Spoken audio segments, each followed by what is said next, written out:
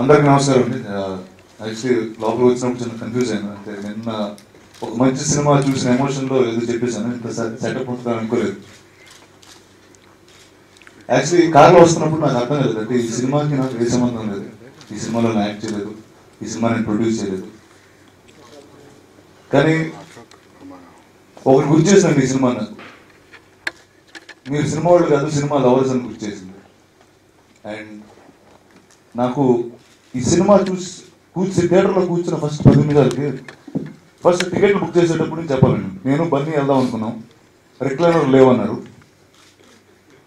సరే అరే బన్నీ నేను వేరే సీట్లో పట్టన్నా సరిగ్గా అంటే నా ముందు సీట్లో ఉన్నాయని లేపి ఆ కార్డు అడ్డు పెట్టుకుని కూర్చొని చూశాను సినిమా. అండ్ నాకు 5 నిమిషాలు అర్థమైపోయిందండి, ఈ సినిమా కనెక్ట్ అయిపోయిందండి. అండ్ ఏ ట్విస్ట్ ఎక్స్పెక్ట్ చేయలేదు.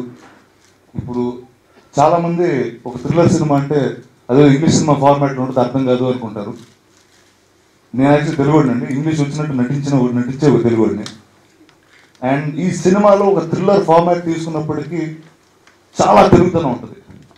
ఒక ఎన్ఆర్ఐ కుర్రాడు వైజాగ్లో ఒక అమ్మాయిని ప్రేమించడం, లేచిపోయి పెళ్లి చేసుకుందాం అనుకోవడం, అండ్ ఒక చిన్న పాపతో ఉన్న ఒక ఎమోషన్, ఇలా ప్రతిదీ కనెక్ట్ అవుతూ వెళ్తా ఉందండి. అండ్ నాకు ఈ సినిమాలో whether be the director, be the actors, be the cinematographer, be the editors, everyone was seamless and it felt like it was one person telling me the whole story. నేను theatre బయటకు వచ్చిన వెంటనే నాలో వచ్చిన jealousy start అయింది. ప్రకాష్ నా పక్కన ఈ కథలు మనకి ఎందుకు దొరకలేదు అంటే ఈ కథ శేష్ తన కోసం తనే రాసుకున్నాడు అన్నాడు.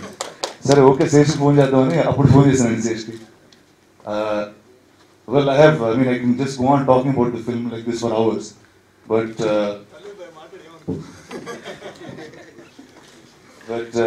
one is I have to congratulate this team, the actors, the director, all of you all here who've made this film, the producers for backing content like this.